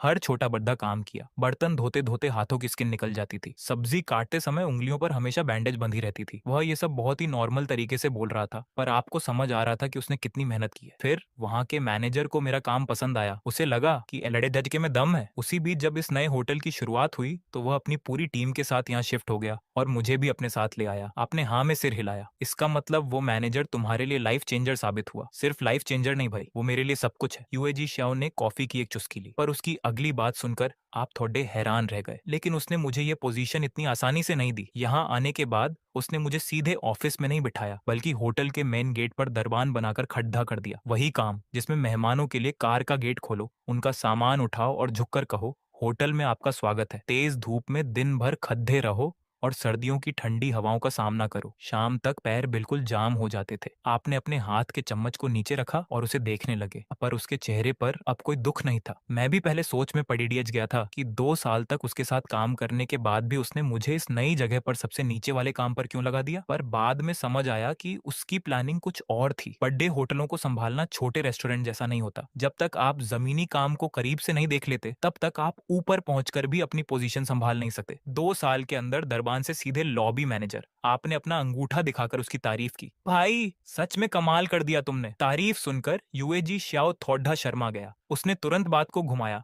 और स्कूल के बाकी दोस्तों के गॉसिप शुरू कर दिए। किसकी शादी हो गई, किसके बच्चे हो गए और किसने नई लग्जरी कार खरीद ली। बातचीत और खाने में पूरा 1 घंटा निकल गया। आपने समय देखा, दोपहर के 2 बज चुके थे। चलो भाई, अब मुझे निकलना होगा। घर जाकर मम्मी पापा से भी मिलना है। तुम उठते हो, यशवंत से व्हाट्सएप एक्सचेंज करते हो और फिर होटल का रूम खाली करने चले जाते हो। दोनों साथ में होटल के मेन गेट से बाहर निकलते हैं। जुलाई के महीने में शहर की गर्मी चेहरे पर थपेड़े मार रही है। हवा में पूरी तरह से पिघले हुए तारकोल की बू आ रही है। यशवंत अचानक पूछता है, कैब बुला दूं क्या? छोड़ आएगी तुम्हें? नहीं, मैं खुद की गाड़ी से आया हूँ। यशवंत की भौहें तन जाती हैं, पर वो ज्यादा सवाल नहीं करता, बस हाथ हिलाता है। चल ठीक है, फिर कभी और मिलते हैं। हाँ, बाद में बात करते हैं। तुम पार्किंग की तरफ मुड़ जाते हो, पर यशवंत तुरंत होटल के अंदर नहीं जाता। वो गेट के खंभे से टिककर जेब में हाथ डाले, आंखें सिकोड़कर पार्किंग की तरफ टकटकी लगाए देखता रहता है। उसे बस चुल मची है। 30 सेकंड बाद एक चमचमाती नीले रंग की मर्सिडीज जी वैगन पार्किंग के एग्जिट से धीरे धीरे बाहर निकलती है। कार का शीशा आधा नीचे है और अंदर तुम्हारा चेहरा दिख रहा है। तुम उसे चिल्लाकर बोलते हो, चलते हैं भाई। फिर कभी दारू पीते हैं। अगले ही पल तुम एक्सीलेटर दबाते हो। जी वैगन एक भारी आवाज के साथ तेजी से आगे भाग जाती है और पीछे बस धुआं छोड़ जाती है। यशवंत वहीं का वहीं जमा रह जाता है। वो जेब से अपना हाथ धीरे से बाहर निकालता है। Mercedes G wagon.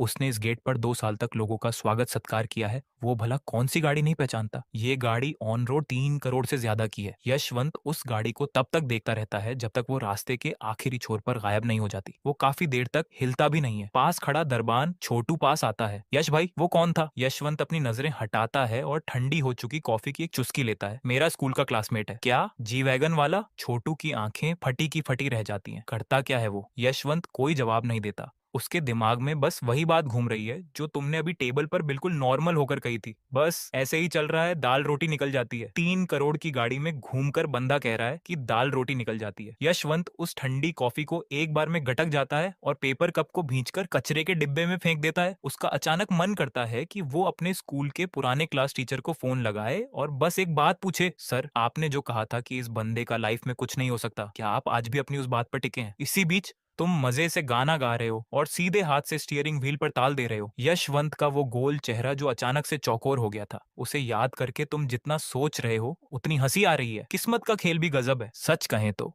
पुराने दोस्त के सामने रुतबा दिखाने का जो मजा है वो सच में अल्टीमेट है। इसे दिखावा नहीं कहेंगे, पर वो जो एक फीलिंग होती है ना कि अपन भी लाइफ में सेट है, वो तुम्हारी हड्डियों के अंदर से बाहर आने लगती है, जिसे तुम रोक नहीं पाते। तभी तो कहानियों के रईस मेन कैरेक्टर पैसा आते ही हर जगह उछलते कूदते हैं। ये चीज सच में नशीली है। पर तभी गाड़ी एक मुख्य मार्ग पर मुड़ती है। 4-5 मिनट चलने के बाद तुम अचानक गाना बंद कर देते हो। कुछ गड़बड़ है। तुम आखिर जा कहाँ रहे हो? तुम्हें अब याद आता है कि मम्मी पापा ने 2 साल पहले कहा था कि उन्होंने शहर में एक फ्लैट लिया है, पर वो असल में कौन सी सोसाइटी है? उस वक्त तुम अपनी स्कूटी पर 38 डिग्री की जलती हुई धूप में कोल्ड कॉफी की डिलीवरी कर रहे थे, पसीने से तरबतर। तुमने आधी बात सुनकर फोन काट दिया था। पता तुम्हारे दिमाग से बिल्कुल साफ हो चुका था। तुम तुरंत गाड़ी को किनारे लगाते हो और फोन निकालकर अपनी मम्मी को मिला देते हो। अगले ही पल फोन में एक अजीब सी कॉलर ट्यून बजती है। नीला नीला ये आसमान, हरा भरा ये मैदान। तुम्हारी हंसी छूट जाती है। ये कॉलर ट्यून सच में लगा रखी है क्या? 7-8 सेकंड बजने के बाद उधर से फोन उठता है। मम्मी की आवाज पीछे के भारी शोर शराबे के बीच से आती है। हाँ बेटा, कुछ काम था क्या? तभी पीछे से तेज आवाजें आती हैं। 30 नंबर शो, हुकुम का इक्का। अरे किसने पत्ता फेंका ये? हा हा हा। तुम फोन को कान से 2 इंच दूर करते हो, कान के पर्दे हिल जाते हैं। मम्मी, आप फिर से ताश खेल रही हो? मम्मी पूरे हक से बोलती हैं। अरे छुट्टी का दिन है ना, तो पड़ोसियों के साथ थोड़ा टाइम पास कर रही हूँ। तुझे कुछ काम है क्या? नहीं तो मैं फोन रखूं? अभी एक अच्छा पत्ता आया है। अरे सुनो सुनो, काटना मत। तुम तुरंत उन्हें टोकते हो। मम्मी, मैं शहर वापस आ गया हूँ। फोन के उस पार सन्नाटा छा जाता है। तूने क्या कहा? मैंने कहा मैं वापस आ गया हूँ, गाड़ी लेकर इसी मुख्य मार्ग पर हूँ। तू आ गया? मम्मी की आवाज एकदम से बहुत तेज हो जाती है। ताश का शोर भी उसके नीचे दब जाता है। सच में आ गया? मजाक तो नहीं कर रहा? मैं भला क्यों मजाक करूंगा। अच्छा मम्मी, आप लोगों ने जो घर लिया है वो कौन सी सोसाइटी में है? मैं भूल गया। वाटर फ्रंट सिटी में है रे, इसी रोड पर तो है। तुझे वो ग्रैंड पैलेस होटल पता है ना? उससे आगे चल 300 मीटर, सड़क के बाईं तरफ, जिसके गेट पर एक बड़ा सा फव्वारा लगा है। स्टीयरिंग थामे तुम्हारा हाथ अचानक रुक जाता है। Water front city, grand palace hotel से 300 मीटर आगे। तुम अभी अभी तो उसी होटल से निकले हो और गेट पर बड़े फव्वारे वाली सोसाइटी के सामने से ही पूरी स्पीड में शान से गाड़ी निकालकर आगे आ गए हो। अपने ही घर के सामने से बिना रुके निकल गए, वो भी 2 बार। तुम्हारा मुंह खुला का खुला रह जाता है। आखिर में तुम बस इतना बोलते हो, ठीक है मैं बस पहुंच रहा हूँ, जल्दी आ जल्दी आ। मम्मी वहां से उतावली होती है। मैं बाहर आकर तेरा वेट करती हूँ। फोन कट जाता है। तुम फोन की स्क्रीन को देखते हो और तुम्हें खुद पर हंसी आती है। 1300 किलोमीटर गाड़ी चलाकर आ गए, पर अपने घर से महज 300 मीटर पहले उसे पहचान नहीं पाए। इसी बीच फोन कटते ही मम्मी फोन को टेबल पर रखती है और अपने हाथ में आए बेहतरीन पत्तों को छोड़कर तुरंत खड़ी हो जाती है। अब नहीं खेलना, मैं जा रही हूँ। सामने बैठी 3 औरतें एक साथ सिर उठाती हैं। उनके बाईं तरफ बैठी मिश्रा आंटी, जिन्होंने बालों में कर्ल्स करवा रखे हैं, अपना चश्मा ठीक करते हुए कहती हैं, क्या हुआ बहन, इतनी अच्छी बाजी बनी थी, 2 हाथ और खेल लेती। मेरा बेटा आया है। मम्मी के चेहरे पर जो खुशी थी वो छिप नहीं रही थी। ऐसा लग रहा था जैसे बम्पर लॉटरी लग गई हो। दाईं तरफ बैठी वर्मा आंटी तुरंत ताश रख देती हैं और उनकी तरफ देखती हैं। वही बेटा ना, जो बड़े शहर में जॉब करता है? हाँ हाँ वही। बोल रहा है कि इसी रोड पर पहुंच गया है, बस आता ही होगा। तभी सामने बैठी शर्मा आंटी की नजरें घूमती हैं। वो हाथ का पंखा झलते हुए बोलती हैं, चलो अच्छा है, तुम्हारा बेटा आखिरकार घर लौटने को राजी हुआ। पक्का बाहर रहकर खूब नोट छापे होंगे उसने। अब ये तो मुझे नहीं पता भाई, बस बच्चा घर आ जाए, मेरे लिए वही बहुत है। मम्मी बाहर से तो संकोच दिखा रही थी, पर उनकी उठी हुई ठुड्डी को वो तीनों अच्छे से देख पा रही थी। मिश्रा आंटी और वर्मा आंटी ने तुरंत एक दूसरे को देखा। फिर वर्मा आंटी खड़ी होकर अपनी साड़ी ठीक करने लगी। चलो चलो, हम भी नीचे चलकर देखते हैं। हमेशा तुम अपने बेटे की तारीफ करती रहती हो कि कितना समझदार है, कितना ख्याल रखता है, आज असलियत में देख ही लेते हैं। शर्मा आंटी भी तुरंत खड़ी हो गई और अपना पर्स कंधे पर टांगते हुए बोली, सही बात है, लड़के की अगर अभी तक शादी नहीं हुई है तो मेरी नजर में कुछ अच्छी लड़कियां हैं, बाद में बात चलाएंगे। तीनों आंटी मुस्कुरा रही थी, बातें बहुत मीठी कर रही थी और चेहरे पर बड़ा अपनापन था। हालांकि मम्मी की मुस्कान थोड़ी फीकी पड़ गई। उन्होंने ऑफिस के मेस में 20 साल काम किया था, भला वो इंसानों को नहीं पहचानती। ये तीनों आंटियां ऊपर से चाहे जितना अच्छा बोले, पर उनके मन में क्या चल रहा है ये उन्हें अच्छे से पता था। रोज रोज बेटे की तारीफ सुन सुनकर इनके कान पक चुके थे ना। आज मौका मिला है तो ये सब चेक करने आ रही हैं कि मम्मी सच बोल रही थी या सिर्फ लंबी लंबी फेंक रही थी। सीधे शब्दों में कहें तो वो सब तमाशा देखना चाहती थी। उधर दाई श्वे के पीछे वाले दांत गुस्से में किचकिचा रहे थे। अपने घर का हाल तो उन्हें अच्छे से पता ही था। तुम 12th पास करके सीधे बाहर चले गए थे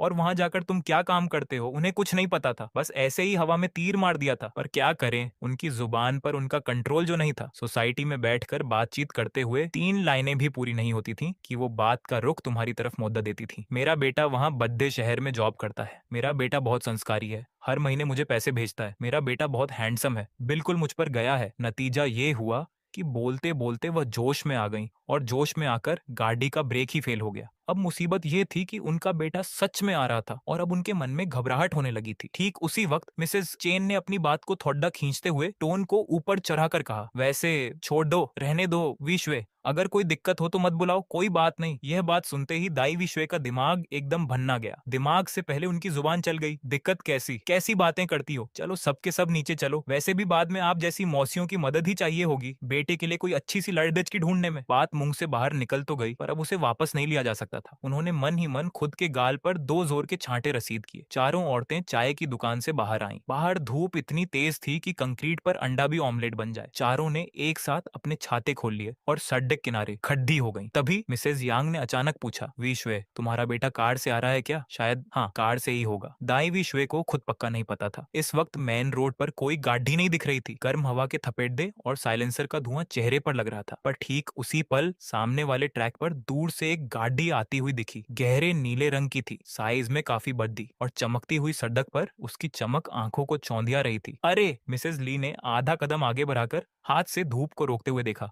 वो तो उसी बड़े शहर का नंबर प्लेट है ना, कहीं तुम्हारा बेटा ही तो नहीं। तभी मिसेस चेन ने अपना मुंह सिकोदा और तंज कसा, वो गाड़ी देखकर ही लग रहा है कि कितनी महंगी है। देखो तो सही, कैसा बॉक्स जैसा लुक है उसका। इनका बेटा भला ऐसी गाड़ी कैसे ला सकता है? यह बात ना तो बहुत धीरे थी ना बहुत तेज, पर दाई श्वे के कानों तक साफ पहुंच गई। दाई श्वे ने छाते की डंडी को कसकर पकड़ डालिया। उनका दिल जोर जोर से धड़क रहा था। बेटा आखिर कौन सी गाड़ी से आ रहा है? कहीं सच में 2 व्हीलर पर आ गया तो मेरी तो नाक ही कट जाएगी। तभी वो नीले रंग की गाड़ी और पास आ गई। ठीक उनके सामने आकर उसकी स्पीड कम हुई। उसने एक शानदार टर्न लिया और चारों के सामने आकर एकदम सलीके से रुक गई। कार का शीशा नीचे सरका। तुमने अपना एक हाथ खिड़की पर टिकाया, सिर को थोड़ा तिरछा करके दाई श्वे को देखा और फिर पास खड़ी 3 अजनबी औरतों पर नजर डाली। मम्मी आप इतनी तेज धूप में बाहर क्यों खड़ी हो? गर्मी नहीं लग रही क्या? और ये सब कौन है? दाई श्वे तो वहीं की वहीं बुद्ध बन गई। वह आंखें फाड़कर ड्राइवर की सीट पर बैठे चेहरे को देखने लगी। नैन नक्श वहीं थे, उनका बेटा ही था, पर बाल अच्छे से सेट थे, कपड़े भी बदल चुके थे। वह पुराने वाले धूल मिट्टी से सने लड्ढके से बिल्कुल अलग एकदम हीरो लग रहा था। और सबसे बड़ी बात, ये कार, भले ही उन्हें गाड़ियों की ज्यादा समझ नहीं थी, पर कार के फ्रंट पर लगा वो 3 कोनों वाला स्टार मर्सिडीज का लोगो उन्होंने टीवी पर देख रखा था। बेटा, जैसे ही ये शब्द मुंह से निकला, बाकी तीनों सहेलियों के होश उड़ गए। मिसेज यांग का छाता एक तरफ झुक गया और उन्हें पता तक नहीं चला। मिसेज ली का मुंह तो खुला का खुला रह गया और मिसेज चेन की वो बात, भला ऐसी गाड़ी कैसे ला सकता है, अभी भी हवा में गूंज रही थी। ये थपद्दा धूप से भी ज्यादा तेज और करारा था। दाई श्वे होश में आई। उन्होंने अपनी जांघ पर जोर से नोचा। दर्द हुआ, यानी ये कोई सपना नहीं था। उन्होंने तुरंत अपना सिर गर्व से ऊंचा किया और अपनी सहेलियों की तरफ इशारा किया। ये तुम्हारी मिसेज चेन है, ये मिसेज ली और ये मिसेज यांग सोसाइटी में मेरे साथ ताश खेलती है। तुमने तुरंत एक एक करके सबको नमस्ते किया। नमस्ते मौसी जी, नमस्ते मिसेज ली, नमस्ते मिसेज यांग। इसके बाद तुमने पास वाली सीट को थपथपाया। मम्मी आप जल्दी अंदर आओ, बाहर बहुत गर्मी है। दाई श्वे ने झटके से कार का गेट खोला और अंदर बैठ गई। जैसे ही उनकी बैक सीट से छुई, वह मखमली आराम में धंस गई। अरे वाह, ये सीट तो बिल्कुल मसाज चेयर जैसी है, कितनी गजब की है। वह सीट पर थोड़ा हिल डुल कर देखने लगी, कभी इधर हाथ लगाती तो कभी उधर, यहाँ तक कि गेट के हैंडल को भी ध्यान से देखने लगी। बाहर खड़ी तीनों सहेलियों के चेहरों के एक्सप्रेशन देखने लायक थे। न तो वहां से जाते बन रहा था, न खड्डे रहते। तभी दाई श्वे ने कार से आधा बाहर निकलकर उन्हें हाथ से इशारा किया। अरे आप लोग भी आ जाओ ना, अंदर बैठो। ऐसी लग्जरी कार में तो आप लोग कभी बैठी नहीं होंगी। मेरे बेटे से बोलती हूँ, एक चक्कर लगवा देगा। इस एक लाइन ने उनकी बरसों की कसर पूरी कर दी। मिसेज चेन ने तुरंत हाथ हिलाते हुए मना किया। नहीं नहीं, मुझे घर पर कुछ काम है। हाँ हाँ, मेरी भी गैस पर सब्जी रखी है। विश्वे तुम लोग माँ बेटे बात करो, हम चलते हैं। तीनों वहां से ऐसे 9-2-11 हुई जैसे पीछे कोई भूत लगा हो। दाई श्वे ने भी ज्यादा जिद नहीं की, हंसते हुए बाय बाय कहा, कार का शीशा ऊपर किया और तुम्हारे कंधे पर हाथ रखकर बोली, चलो बेटा सोसाइटी के अंदर ले लो। जैसे ही कार सोसाइटी के मेन गेट के अंदर मुद्दी, तुमने बैक मिरर में देखा कि वो तीनों छाते आपस में सट गए थे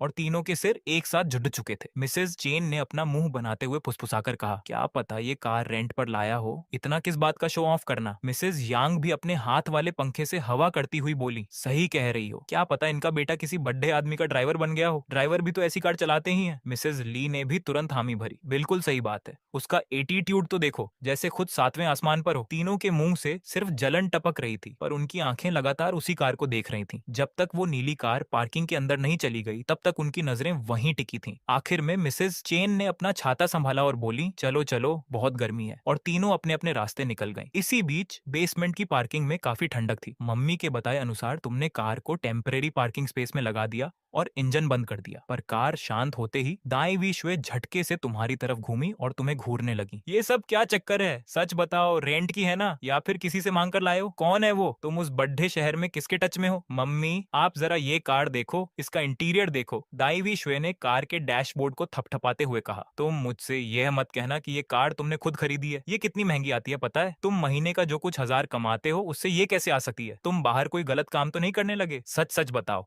उनके बैक टू बैक सवालों से तुम्हारा सिर चकराने लगा। जैसे ही उन्हें सांस लेने के लिए 1 सेकंड का गैप मिला, तुमने बीच वाले बॉक्स से एक व्हाइट कलर की बुकलेट निकाली और उनकी तरफ बढ़ा दी। आप खुद ही देख लो। दाई वी श्वे ने शकअबरी नजरों से उसे लिया और खोला। वह कार के असली रजिस्ट्रेशन पेपर्स, आरसी बात है, कार का brand Mercedes Benz G wagon, मालिक का नाम जियान फान। दाई वी श्वे की उंगली उस जियान फान नाम पर आकर टिक गई। पूरे 5 सेकंड तक वह बस उसे देखती रही। ये कार सच में तुम्हारी है? इस पर मेरा ही नाम लिखा है, भला इसमें क्या झूठ होगा? मर्सिडीज, वो भी इतनी बड़ी जी वैगन? दाई वी श्वे की आवाज जैसे गायब होने लगी थी। ये बहुत महंगी है क्या? तुमने कार का गेट खोला और बाहर निकलते हुए बिना पीछे मुद्दे आराम से कहा, ज्यादा नहीं, फुल कैश पेमेंट की है। इतना कहकर तुम लिफ्ट की तरफ भरे गए, पर दाई वी श्वे अभी भी उसी सीट पर बैठी रही। उनके हाथ में वो पेपर कसकर पकड़ा हुआ था। बेसमेंट की लाइट की रोशनी में वो जियान फान नाम बिल्कुल साफ साफ चमक रहा था। उन्होंने उस पेपर को पलट कर देखा, फिर सीधा किया, फिर पलटा। अगले ही पल उनके हाथ कांपने लगे। पूरा कैश पेमेंट! आखिर इस कार की कीमत कितनी होगी? जब तुम ऊपर अपने घर पहुंचे तो अभी तुम सोफे पर ठीक से बैठे भी नहीं थे कि तुम सोफे पर बैठे थे, तभी अचानक नजर गई कि मम्मी बालकनी से आ रही हैं। उनके हाथ में एक लकड़ी का डंडा था। वो डंडा उंगली जितना मोटा था और उसकी चमक बता रही थी कि उसका काफी इस्तेमाल हुआ है। मम्मी ने उस डंडे को अपने पास लटकाया और उनके चेहरे का भाव देखकर तुम डर गए। मम्मी, आपका ये रूप तो बहुत डराने वाला है। डराने वाला? मम्मी ने फोन को मेज पर तेजी से पटका। फोन चालू था और सर्च बॉक्स में लिखा था, मर्सिडीज कार की कीमत कितनी है। नीचे लाल रंग के बड़े अक्षरों में नंबर लिखे थे। तुम खुद ही देख लो। तुमने नजर घुमाकर देखा, 32,60,000 से शुरुआत थी। मम्मी की आवाज कांप रही थी, डर से नहीं बल्कि गुस्से से। सिंपल भाई, तुम्हारा नाम,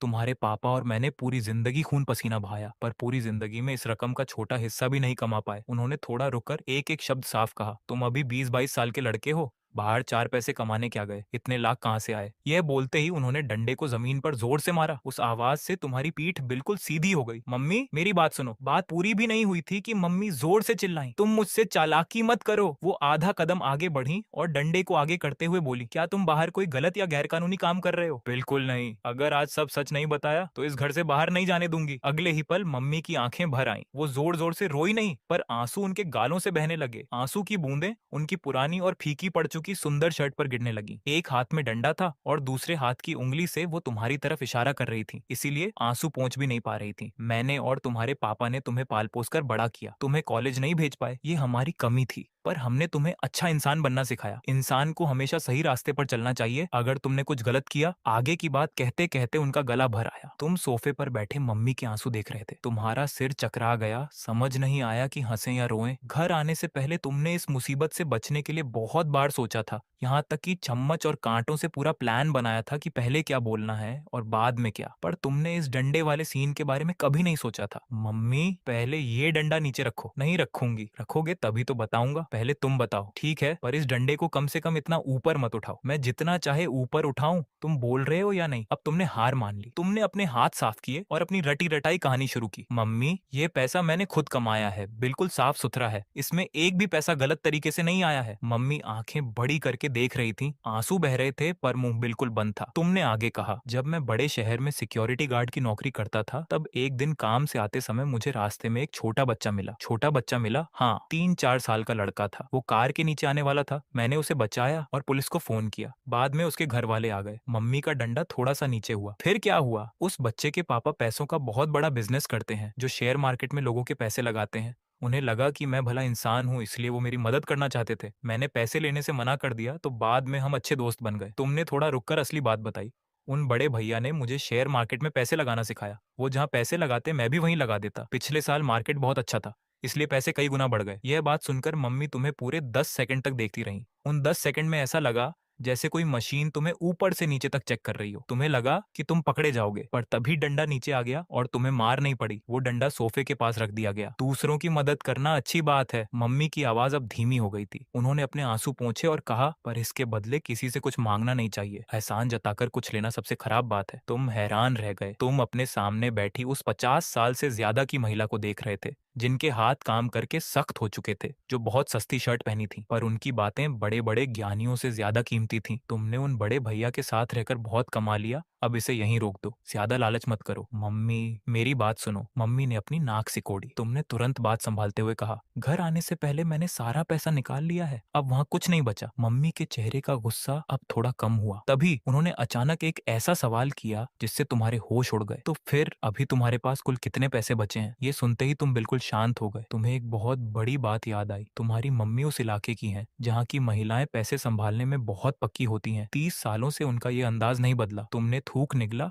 और अटकते हुए बोले, ज्यादा ज्यादा नहीं है। कितने हैं? 26 लाख से थोड़े ज्यादा। यह नंबर तुमने पहले से सोच रखा था, क्योंकि तुम्हारे बैंक अकाउंट में यही रकम बची थी। तभी मम्मी ने अपना हाथ आगे बढ़ाया, पांचों उंगलियां खोली और बोली, 20 लाख अभी मेरे पास भेज दो। मम्मी, तुम्हारे लिए बचा कर रखूंगी, बाद में शादी के काम आएगा। मैं अभी सिर्फ 23 साल का हूँ। 23 साल का होने से क्या होता है? मेरी शादी तो 21 साल में ही हो गई थी। पैसे भेज रहे हो या नहीं? तुम कुछ बोलने ही वाले थे कि तुम्हारी नजर सोफे के पास रखे डंडे पर गई। मम्मी का हाथ उसी तरफ बढ़ रहा था। भेज रहा हूँ। तुमने तुरंत अपना फोन निकाला, बैंक ऐप खोला, रकम लिखी, पासवर्ड डाला और ओके कर दिया। मम्मी के फोन पर मैसेज आने की आवाज हुई। उन्होंने फोन देखा और उनके चेहरे का भाव तुरंत बदल गया। 5 सेकंड पहले जो बहुत गुस्से में थी, 5 सेकंड बाद वो बिल्कुल हंसमुख हो गई। अरे वाह मेरा प्यारा बेटा। उन्होंने तुम्हारे बालों को प्यार से सहलाया। रात के खाने में क्या खाओगे? मम्मी तुम्हारे लिए मस्त खाना बनाएगी। तुमने अपने सिर को छुआ और मन ही मन सोचने लगे, मीट, खट्टी मीठी चीजें और बाकी जो आपको सही लगे बना लो। ठीक है। मम्मी ने सब्जी की टोकरी उठाई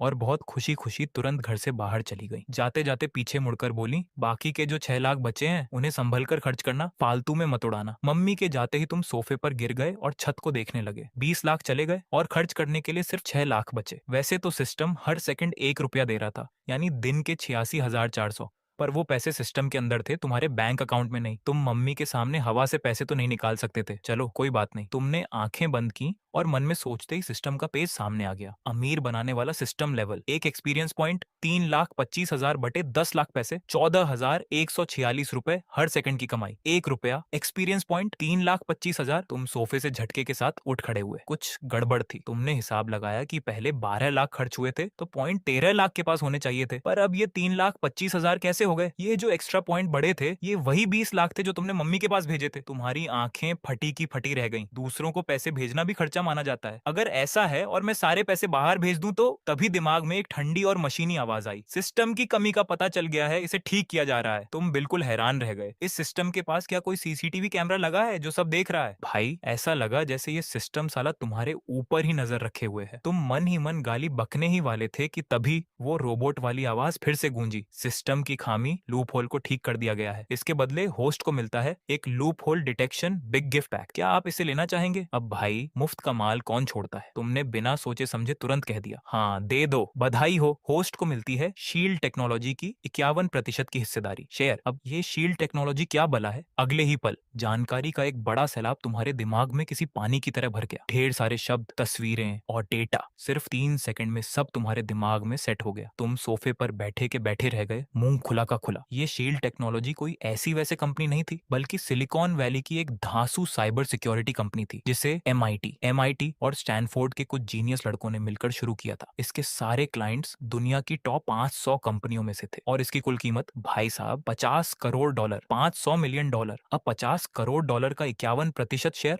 तुमने उंगलियों पर हिसाब लगाना शुरू किया। ये हुआ करीब $25.5 करोड़। अगर इसे इंडियन करेंसी में बदलें तो ये बैठता है लगभग 1,800 करोड़ रुपए। भाई, इतनी बड़ी रकम देखकर तुम्हारी उंगलियां छोटी पड़ गईं, हिसाब ही नहीं हो पा रहा था। तभी सिस्टम के स्टोर में एक फाइल आ गई। तुमने जब शेयर के वो कागजात, सर्टिफिकेट खोलकर देखे तो सब कुछ अंग्रेजी में था। रंग बिरंगे कई सारे स्टैंप लगे हुए थे। कानूनी रूप से एकदम पक्का काम, कोई उंगली नहीं उठा सकता था। पर दिक्कत ये थी कि तुम्हें तो अंग्रेजी के 26 अक्षर भी ढंग से याद नहीं थे। ऐसे में तुम सिलिकॉन सिलिकॉन वैली जाकर उन तेज तर्रार लड़कों से क्या खाक बात करते, उनसे ये पूछते कि हमारे कंचनपुर की बनी हुई लाल वाली भुनी हुई मीट अच्छी है या नहीं। इससे तो अच्छा यही है कि आराम से शेयर होल्डर बनकर बैठो और साल के आखिर में जो भी मुनाफा डिविडेंड मिले उसे जेब में रखो और ऐश करो। तुम फिर से सोफे पर पसर गए, एक पैर के ऊपर दूसरा पैर रख लिया। वो जो अभी अभी 20,000 रुपए हाथ से जाने का दुख था ना, वो पल भर में हवा हो गया। तुम मजे से कोई धुन गुनगुना ही रहे थे कि अचानक दरवाजे का ताला खुला। डेजी, डेवी मान लो डेजी, हाथ में सब्जियों और सामान के ढेर सारे थैले लिए अंदर आई। उसके माथे पर पसीने की बूंदें चमक रही थी। तुम तुरंत सोफे से उठ खड़े हुए, चेहरे की वो सारी अमीरी वाली मुस्कान गायब की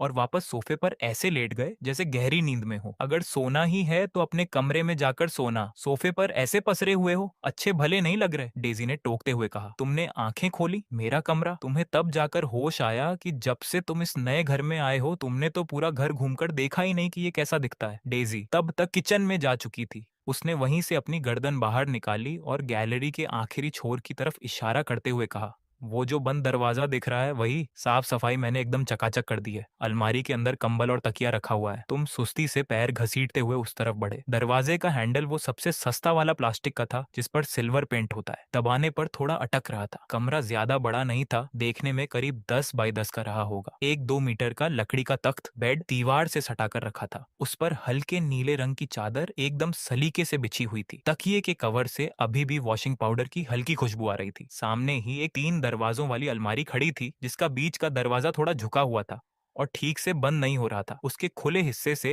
अंदर सलीके से रखे हुए कंबल दिख रहे थे, एक मोटा और एक पतला। कमरे में ना तो कोई पढ़ने की मेज थी, ना नाइट लैंप और ना ही ऐसी। तुम दरवाजे के पास खड़े होकर फ्रेम को पकड़े रहे, अंदर नहीं गए। तुम बस उस सजे हुए बेड को काफी देर तक निहारते रहे। कंबल एकदम नया था, पर वो जो चादर थी ना, वो इतनी बार धुली जा चुकी थी कि उसके कोनों पर छोटे छोटे रोए निकल आए थे। तकिए के ठीक बगल में एक छोटा सा लैवेंडर की खुशबू वाला पाउच पाउडर का पैकेट रखा था जो बैंगनी रंग का था और उस पर एक सुंदर सा रिबन बंधा हुआ था, वही जो मार्केट में 5 रुपए में मिलता है। उसे नहीं पता था कि तुम कब वापस आओगे, लेकिन फिर भी ये कमरा हमेशा साफ रहता था। कंबल को धूप दिखाई जाती थी और चादरें बदली जाती थी, और वो 5 रुपए वाला खुशबू का पैकेट ना जाने कितनी बार बदला जा चुका होगा। तभी किचन से मीट काटने की आवाज आने लगी, खट खट खट, एकदम एक जैसी रफ्तार में। तुम कमरे के अंदर गए और बेड के पास बैठ गए। तुमने हाथ बढ़ाकर तकिए के पास रखे उस खुशबू वाले पैकेट को छुआ। उसका कपड़ा थोड़ा खुरदुरा हो चुका था और अंदर के सूखे फूलों की खुशबू भी लगभग खत्म हो चुकी थी। इसे बदलने का वक्त आ गया था। तुमने उसे वापस उसी जगह रख दिया और बेड पर लेटकर सफेद छत को देखने लगे। किचन से तेल में कुछ छकने की तेज आवाज आई और साथ ही डेजी के बेसुरी आवाज में गाना गुनगुनाने की आवाज भी। तुमने अपने दोनों हाथ सिर के नीचे लगा लिए और तुम्हारे होठों पर एक प्यारी सी मुस्कान आ गई, माना कि ये जगह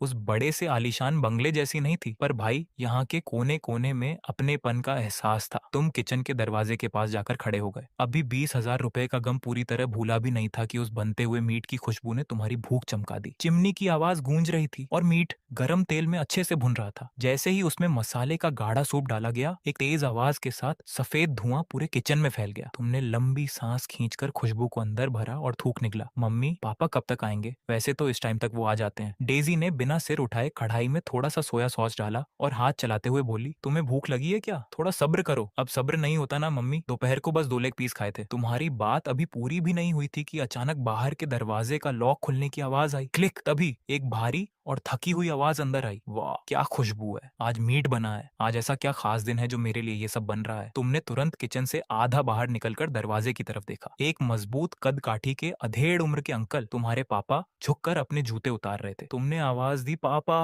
वो जूते उतारता हुआ हाथ वहीं थम गया। कमलकांत, तुम्हारे पापा ने झटके से सिर उठाया और सीधे किचन के दरवाजे पर खड़े तुम्हें देखने लगे, पर अगले ही पल उनके चेहरे के भाव एकदम सख्त हो गए। तुमने तो कहा था कि इस साल नहीं आओगे, फिर अचानक कैसे आ गए? तुमने थोड़ा मुस्कुराते हुए उनकी तरफ 2 कदम बढ़ाए। बस ऐसे ही आपकी और मम्मी की याद आ रही थी, लेकिन तुम्हारे पापा ने इस बात का कोई जवाब नहीं दिया। वो नीचे देखकर वापस चप्पल पहनने लगे, पर तुमने साफ देखा कि उन्होंने चप्पलें उल्टी पहन ली थी, बाएं पैर की चप्पल दाएं पैर में, और उनके कान के पीछे का हिस्सा थोड़ा लाल हो गया था। तभी किचन से डेजी की तेज आवाज गूंजी, अरे विकास, तुम वहां दरवाजे पर क्यों खड़े हो? क्या पहरेदार बने हो? चलो जल्दी से ये प्लेट बाहर ले जाओ, और आप सुनिए, जल्दी से हाथ मुंह धोकर आइए, खाना तैयार है। तुम्हारे पापा ने हम्मा कहा और सीधे बाथरूम की तरफ बढ़ गए। जब वो तुम्हारे पास से गुजरे तो उनके कदम एक पल के लिए धीमे हुए। वो रुके नहीं, सीधे आगे बढ़ गए। पर तुमने देख लिया था उसी एक पल में तुम्हारे पापा की आंखों के कोने थोड़े गीले हो गए थे, इतनी जल्दी कि कोई और देख ही ना पाए। जब रात के खाने की टेबल सजी तो तुम तो देखते ही रह गए। एकदम लाल लाल भुना हुआ मीट, भाप उड़ता हुआ सूप, सूखी चटपटी बोटी और रस्सेदार सूप, पूरे 8 किस्म के आइटम थे। तुम्हारे घर में ऐसा खाना तो त्योहारों पर भी मुश्किल से बनता था। तीनों लोग उस छोटी सी टेबल के पास बैठ गए। डेजी ने तुरंत मीट का एक बढ़िया पीस उठाकर तुम्हारे पापा की थाली में रखा और साथ ही साथ तुम्हारे शहर में पैसे कमाने और बिजनेस की कहानियों को थोड़ा और बड़ा चढ़ाकर सुनाना शुरू कर दिया। तुम चुपचाप खाना चबाते रहे, बीच में बोलने की हिम्मत नहीं हुई। और तुम्हारे पापा वो पूरे समय बस हम अच्छा करते रहे